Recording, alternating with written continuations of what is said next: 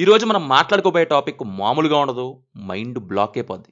మనం థియేటర్‌కెళ్ళి 2:30, 3 గంటలు సినిమా చూసి ఆర్ ఎల్స్ అయ్ బాబోయ్! అమ్మోయ్! అయ్ బాబోయ్! ఆపే బాబోయ్! అని అనుకుంటాం.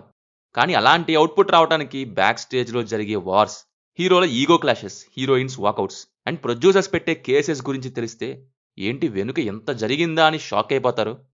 జస్ట్ డేట్స్ అడ్జస్ట్ అవ్వకపోవటం వేరు. చాలా సార్లు ఇదే అవ్వుద్ది. బట్ కొన్ని సార్లు ఇంకా పెద్ద పెద్ద రీజన్సే ఉంటాయి. నువ్వు చెప్పింది నేను వినాలా? నా ఇమేజ్ ఏంటి? నీ కథ ఏంటి?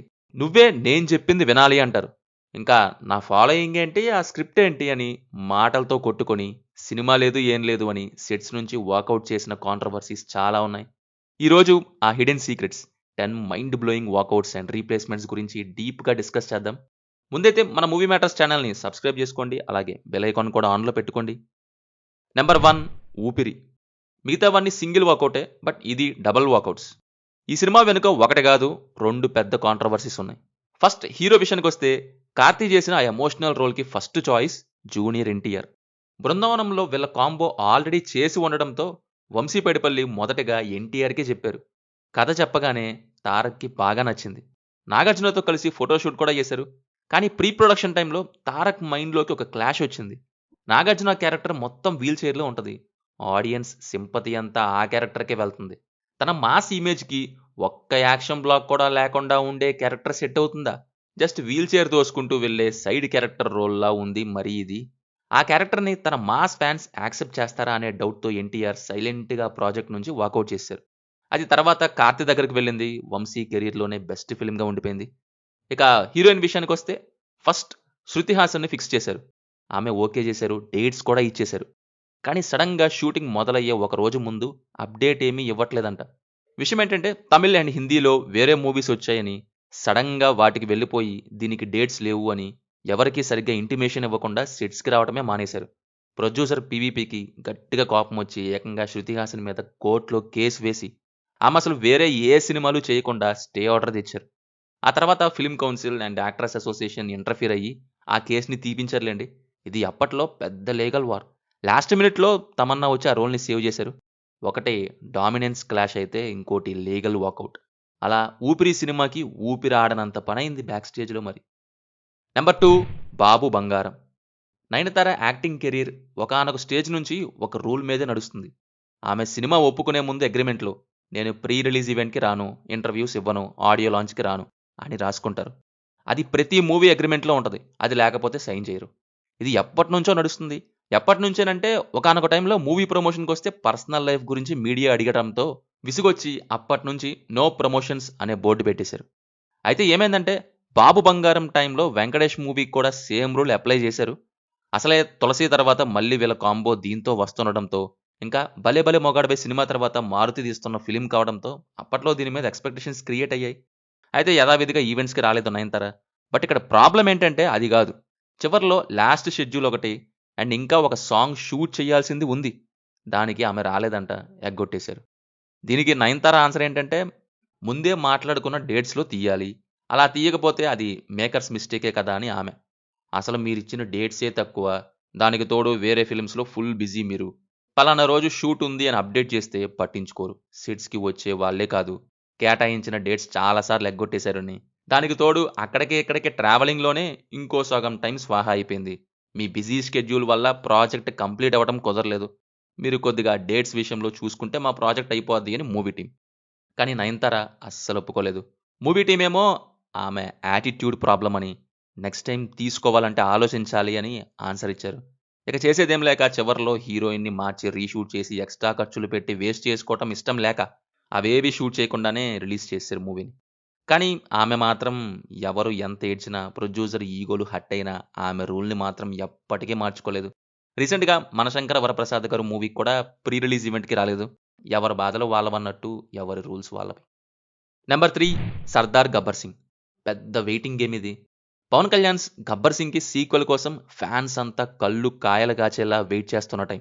'రచ్చా' మూవీ తీశాక సంపత్ నందికి పవన్ కళ్యాణ్ ఈ సీక్వెల్ ఆఫర్ ఇచ్చారు. ఇంకేముంది సంపత్ నంది 'పవర్ స్టార్' కోసం ఏకంగా 2.5 ఏళ్లు ఏ సినిమా చేయకుండా వెయిట్ చేశారు. కానీ బ్యాక్ స్టేజ్‌లో జరిగిన క్రియేటివ్ క్లాష్ ఏంటంటే, ఇది బేసిక్‌గా హిందీలో లాగా సీక్వెల్ కాదు. పవన్ కళ్యాణే స్వయంగా రాసి గోస్ట్ డైరెక్షన్ చెయ్యాలని మొదలుపెట్టిన ప్రాజెక్ట్. కళ్యాణ్కి స్క్రిప్ట్ మీద పూర్తి కంట్రోల్ కావాలి. ఆయన పొలిటికల్ ఐడియాలజికల్ డైలాగ్స్ యాడ్ చెయ్యాలి అని ఆయన. సంపత్ నంది ఏమో నాకంటూ ఒక విజన్ ఉంది, నేను జస్ట్ డమ్మీ డైరెక్టర్లా ఉండలేను, నా టేకింగ్ నేను చేస్తా అని తన సెల్ఫ్ రెస్పెక్ట్ మీద నిలబడ్డారు. ఆ క్రియేటివ్ డామినెన్స్ని ఒప్పుకోక 2.5 ఇయర్స్ వెయిట్ చేసినా కూడా సంపత్ నంది ఇష్టం లేక ప్రాజెక్ట్ నుంచి వాకౌట్ చేశారు. ఆ తర్వాత డైరెక్టర్ బాబీ వచ్చి సర్దార్ గబ్బర్ సింగ్ యొక్క డైరెక్టర్ ప్లేస్లో కూర్చున్నారు. నెంబర్ 4, సరిలేరు నీకెవరు. మన టాలీవుడ్లో స్టార్స్ పక్కన మూవీ ఛాన్స్ వస్తే ఎడారిలో నీళ్లు దొరికినట్టు హీరోయిన్స్ ఎగిరి గంతేస్తారు. బికాస్ కొద్దిగా క్లిక్ అయినా రీచ్ ఉండి వరుస ఛాన్సులు వస్తాయని. కేవలం డ్యాన్సులతో క్లిక్ అయ్యి శ్రీలీల ఇప్పుడు ఎన్ని ఛాన్సులు కొట్టేశారు. సేమ్ ఫార్ములా, పెద్ద హీరోస్ సినిమా పట్టు, వరుస ఛాన్సులు కొట్టు, అడ్వాన్స్ ముట్టు. కానీ సరిలేరు నీకెవరో మూవీలో రష్మిక మందన చేసిన నీకు అర్థమవుతోందా? ఈ క్యారెక్టర్ విషయంలో ఫుల్ ఆపోజిట్ జరిగింది. ముందుగా ఈ రోల్కి ఫస్ట్ చాయిస్ సాయి పల్లవి. అనిల్ రావుపూడి వెళ్ళి సాయి పల్లవి కథ చెప్పారు. ఆమె కథ విని నా క్యారెక్టర్కి అసలు కథలో మినిమం వెయిట్ లేదు, జస్ట్ ట్రైన్లో కామెడీ చేయడానికి, హీరో పక్కన డ్యాన్సులు వేయడానికి అయితే నేను చెయ్యను అని డైరెక్ట్గా మహేష్ బాబు ప్రాజెక్ట్ని రిజెక్ట్ చేశారు. టాలీవుడ్లో ఒక హీరోయిన్ ఓపెన్గా సినిమాలో నా క్యారెక్టర్ బాలేదు అని ఒక పెద్ద హీరో మూవీని రిజెక్ట్ చేయటం మేకర్స్ ఈగోకి గట్టి దెబ్బ. కంటెంట్ కోసం స్టార్ హీరోస్ని, పెద్ద రెమ్యునరేషన్ని కూడా పక్కన పెట్టేసిన దాంట్లో ఇదొక సాలిడ్ ఎగ్జాంపుల్. అయినా యాక్టింగ్ చేయగలిగే ఏ హీరోయిన్ అయినా ఆ క్రింజ్ క్యారెక్టర్ని ఈజీగా రిజెక్ట్ చేసి ఒక దండం పెట్టి వదిలేస్తారా లేండి. నెంబర్ 5, సంఘమిత్ర. ఇందాక శృతి హాసన్ చేసింది రీజనల్ ఫిలిం వాకౌట్ అయితే ఇది ఏకంగా ఆమె చేసిన ఇంటర్నేషనల్ రేంజ్ వాకౌట్. ఇంకా చెప్పాలంటే ఆమె కెరీర్లోనే ది బిగ్గెస్ట్ ఈగో క్లాష్ ఇది. విషయం ఏంటంటే తెలుగు అండ్ తమిళ్ కలిపి 450 crores బడ్జెట్తో సంఘమిత్ర అనే pan India mythological movie announce చేశారు అప్పట్లో. వారియర్ ప్రిన్సెస్గా యాక్ట్ చేయబోయే ఆమె ఈ రోల్కి సంబంధించి స్వర్డ్ ఫైటింగ్ ట్రైనింగ్ కూడా తీసుకున్నారు. ఏకంగా ఆమెని ఫ్రాన్స్ తీసుకెళ్లి కేన్స్ ఫిలిం ఫెస్టివల్లో రెడ్ కార్పెట్ మీద గ్రాండ్గా ప్రాజెక్ట్ లాంచ్ చేశారు. AR Rahman music, Jayam Ravi and Arya కూడా యాక్ట్ చేస్తున్నారు ఇందులో. సుందర్ సి చెయ్యబోయే ఈ 2 parts మ్యాగ్నమ్ ఆపస్కి సంబంధించి పార్ట్ 1 గ్రాండ్గా launch date and announcement dates ఇచ్చారు. కట్ చేస్తే కేన్స్ నుంచి రిటర్న్ అవ్వగానే శృతి హాసన్ ప్రాజెక్ట్ నుంచి వాకౌట్ అయిపోయారు. ఈలోపు పిఆర్ వార్ స్టార్ట్ అయింది. శృతి పిఆర్ ఏమో నాకు బౌండ్ స్క్రిప్ట్ ఇవ్వలేదు, 2 years జరగబోయి ఈ సినిమాకి సంబంధించి షూటింగ్ ఎప్పుడో చెప్పట్లేదు, క్యాలెండర్ డేట్స్ ఇవ్వట్లేదు, అందుకే నేను వెళ్ళిపోతున్నా అని స్టేట్మెంట్ ఇస్తే ప్రొడ్యూసర్స్ ఏమో శృతికి ఫైట్ ట్రైనింగ్ సరిగ్గా రావటం లేదు, ఆమె అసలు మా విజన్కి సెట్ అవ్వదు అని మేమే తీసేశామని కౌంటర్ స్టేట్మెంట్ ఇచ్చారు.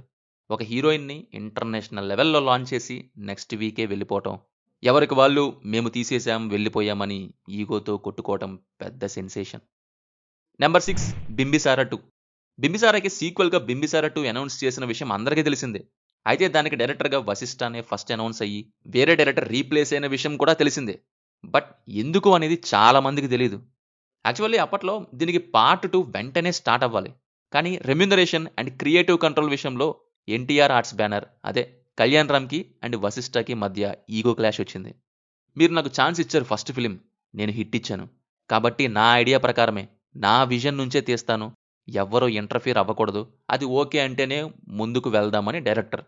ఇది మా సొంత బ్యానర్ అని, కథలో చేంజెస్ చేయాల్సిందే అని హీరో. లాస్ట్కి వశిష్ఠ అక్కడి నుంచి వాకౌట్ చేసి డైరెక్ట్గా చిరంజీవి దగ్గరికి వెళ్ళి విశ్వాన్ని వణికించబోయే విశ్వంబర మొదలెట్టారు. బింబిసారా 2 ఏమో విఎఫ్ఎక్స్ సూపర్వైజర్ అండ్ ప్రీవియస్గా రొమాంటిక్ మూవీని తీసిన అనిల్ డైరెక్ట్ చెయ్యబోతున్నారు అని టాక్. మరి తీస్తారో లేదో తెలీదు. నెంబర్ 7, ఎవడో ఒకడు. ఒక్కడు ఒక్క మొగాడు ఎవడైతే నాకేంటి కాదు, ఎవడో ఒకడు. ఈ సినిమా ఒకటి అనౌన్స్ అయ్యి షెల్వ్ అయిందని ఎవరికీ తెలియదు. ఎవడో ఒకడు గురించి అందరికీ ఎలా తెలిసిద్ది అంటారు? ఎందుకనంటే అనౌన్స్ అయిన వెంటనే ఆగిపోయింది కాబట్టి. మాస్ మహారాజ్ రవితేజకి పెద్ద డైరెక్టర్ ప్రొడ్యూసర్కి మధ్య జరిగిన క్లాష్ వల్ల ఇది జరిగింది. ఎవడో ఒకడో అనే టైటిల్తో వేణు శ్రీరామ్ డైరెక్షన్లో ఒక ప్రాజెక్ట్ గ్రాండ్గా లాంచ్ చేశారు. అనుపమ హీరోయిన్, దసరాకి పూజా కార్యక్రమాలు కూడా అయిపోయాయి. కానీ లాంచ్ అయ్యాక రవితేజకి దిల్ రాజుకి మధ్య రెమ్యునరేషన్ అండ్ స్క్రిప్ట్ విషయంలో పీక్స్లో ఈగో క్లాష్ వచ్చింది. ఆ టైంలో బలుపు, పవర్ రిలీజ్ అయ్యి మంచి సక్సెస్ అయ్యాయి. సో రవితేజ తన మార్కెట్కి తగ్గ రెమ్యునరేషన్ డిమాండ్ చేయటం, స్క్రిప్ట్లో కొన్ని చేంజెస్ అడగటం, దిల్ రాజు ఒప్పుకోకపోవడంతో రవితేజ ప్రాజెక్ట్ నుంచి బయటకు వచ్చేశారు. దిల్ రాజు మీడియా ముందే కొన్ని విభేదాల వల్ల రవితేజతో సినిమా ఆపేశాం అని ఓపెన్గా చెప్పేసి ఆ ప్రాజెక్ట్ని పూర్తిగా షెల్వ్ చేయటం జరిగింది. Number 8, బోగన్ remake. రవితేజ గురించి మాట్లాడుతున్నాం కాబట్టి ఇంకో సెన్సేషనల్ వాకౌట్, అదే తమిళ్ మూవీ బోగన్ రీమేక్. జేఎం రవి, అరవింద్ స్వామి చేసిన ఈ తమిళ్ మూవీని తెలుగులో రవితేజతో తీయాలి అని original director Lakshman script work start చేశారు. రవితేజ మాస్ మహారాజ్ ఇమేజ్కి తగ్గట్టు డైరెక్టర్ స్క్రిప్ట్ అంతా మార్చేశారు. నెలల తరబడి కూర్చొని తెలుగు నేటివిటీకి తగ్గట్టు డిజైన్ చేశారు. అంతా సెట్ అయ్యాక లాస్ట్ మినిట్లో రవితేజ నాకు ఇప్పుడు రీమేక్స్ చేయటం ఇష్టం లేదు అని సడన్గా ప్రాజెక్ట్ వదిలేశారు. డైరెక్టర్ లక్ష్మణ్కి మెంటల్ ఎక్కిపోయింది. తమిళ్లో మీడియా ముందుకొచ్చి ఆయన కోసం నేను స్క్రిప్ట్ మొత్తం మార్చేశాను, ఇప్పుడు ఆయన సడన్గా చెయ్యను అంటే నాకు చాలా అప్సెట్గా ఉంది అని తన ఫ్రస్ట్రేషన్ని బయటపెట్టారు. హీరోలు మైండ్ మార్చుకుంటే డైరెక్టర్స్ ఎంత బలవుతారో దీనికి మించిన ఎగ్జాంపుల్ లేదు. నెంబర్ 9, ఎటో వెళ్ళిపోయింది మనసు. ఇది చాలా మందికి తెలియని ఇంకో క్రేజీ వాకౌట్. గౌతమ్ వాసుదేవ్ మీనన్ డైరెక్షన్లో సమంత, రామ్ పోతినేని జంటగా ఎటో వెళ్ళిపోయింది మనసు తెలుగు వర్షన్ షూటింగ్ గ్రాండ్గా స్టార్ట్ అయింది. ఏకంగా ఒక వారం పాటు షూటింగ్ కూడా చేశారు. కానీ రామ్ సడన్గా వాకౌట్ అయిపోయారు. ఎందుకు? జీవీఎంకి బౌండ్ స్క్రిప్ట్ ముందే ఇచ్చే అలవాటు లేదు. స్పాట్లో డైలాగ్స్ ఇస్తారు, ఆయనలాగా క్యాజువల్గా న్యాచురల్గా పర్ఫామ్ చేయమంటారు. రామ్కి ఆ వర్కింగ్ స్టైల్ అస్సలు నచ్చలేదు. దీనికి తోడు సైమల్టేనియస్ షూటింగ్. నాకు ముందే డైలాగ్స్ తెలియాలి, నా మీటర్లో నేను చేస్తా అని రామ్, నా స్టైల్ ఇంతే అని జీవీఎం. వర్క్ సింక్ అవ్వక క్రియేటివ్ ఈగోస్ క్లాష్ అవ్వడంతో రామ్ ప్రాజెక్ట్ వదిలేశారు. ఆ తర్వాత నాని వచ్చి ఆ క్యారెక్టర్ని టేక్ ఓవర్ చేశారు. నెంబర్ 10, కృష్ణార్జున. మన లిస్ట్లో last one but powerful one. Director Krish డైరెక్షన్లో వెంకటేష్ హీరోగా ఒక సినిమా అఫీషియల్గా లాంచ్ అయింది అప్పట్లో. అనుకున్న టైటిల్ కృష్ణార్జున. కానీ ప్రీ ప్రొడక్షన్లో ఫుల్ స్క్రిప్ట్ కోసం ఇద్దరు కూర్చున్నప్పుడు క్రిష్ ఎంతసేపటికి క్లైమాక్స్ని చెప్పట్లేదంట. విషయం ఏంటంటే క్లైమాక్స్ రాసుకోలేదు క్రిష్. ఎంత ఆలోచించినా దానికి ఒక థాట్ అండ్ పర్ఫెక్ట్ ఎండింగ్ రావట్లేదంట. ఇది ముందు చెప్పకుండా చివరిలో వచ్చి చెప్పారు క్రిష్. కొన్ని రోజులు ఆగింది, తర్వాత పూర్తిగా షెల్వైపోయింది. ఎందుకు అంటే అదే కాన్సెప్ట్ మీద మేర్లపాక గాంధీ కృష్ణార్జున యుద్ధం అనే మూవీ తీసేస్తున్నారు కాబట్టి ఓ పక్క. ఇది తెలిసాక వెంకటేష్ లాంటి కూల్ హీరోనే ఈ ప్రాజెక్ట్ నుంచి వాకౌట్ చేశారు. క్రిష్ ఆ తర్వాత వెళ్ళి సారీ కూడా చెప్పారంట. సో ఇవి కొన్ని ఈగో క్లాషెస్ అండ్ సెన్సేషనల్ వాకౌట్స్. మనం స్క్రీన్ మీద చూసే హిట్ లేదా ఫ్లాప్ వెనుక ఎంత పెద్ద బ్యాక్ స్టేజ్ డ్రామా ఉంటుంది. ఎవరు కరెక్ట్ ఎవరు రాంగ్ అనేది పక్కన పెడితే ప్రతి ఫీల్డ్లో ఉన్నట్టే ఇక్కడ కూడా ఉంటుంది. పైకి మాత్రమే సినిమా కనపడిద్ది, హంగులు ఆర్భాటాలు కనిపిస్తాయి. బ్యాక్ స్టేజ్లో లేనిదంటూ ఉండదు, జరగనిదంటూ ఉండదు. మరి ఈ టాప్ 10 లిస్ట్లో ఎవరి వాకౌట్ లేదా ఎవరి ఈగో క్లాష్ మిమ్మల్ని బాగా షాక్ చేసిందో కింద కామెంట్ చేయండి. వీడియో నచ్చితే గట్టిగా ఒక లైక్ వేసుకోండి, ఆ సబ్స్క్రైబ్ బటన్ని కొట్టేయండి. ఉంటా మరి, see you guys in the next video. జై హింద్.